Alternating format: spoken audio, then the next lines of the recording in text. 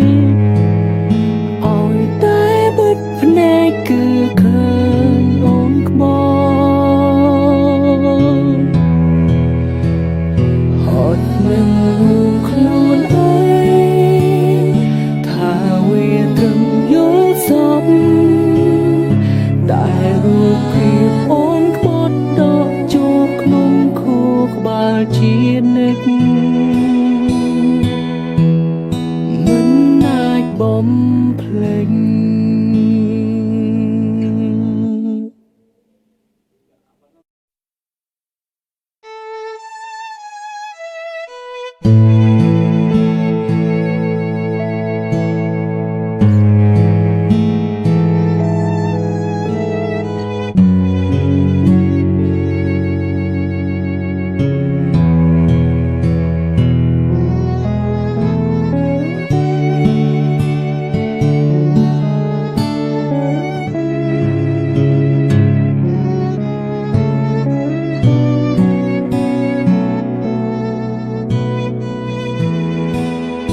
បែបនេះក៏ព្រោះស្រឡាញ់អូនពេកឲ្យតែបិទភ្នែកគឺឃើញអូនក្បត់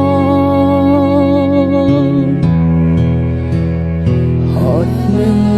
ខ្លួនឯងថាវាត្រឹមយល់សពដែលរូបភាពអូនក្បត់ដកចូលក្នុងខួរក្បាលជានិច្ចមិនអាចបំ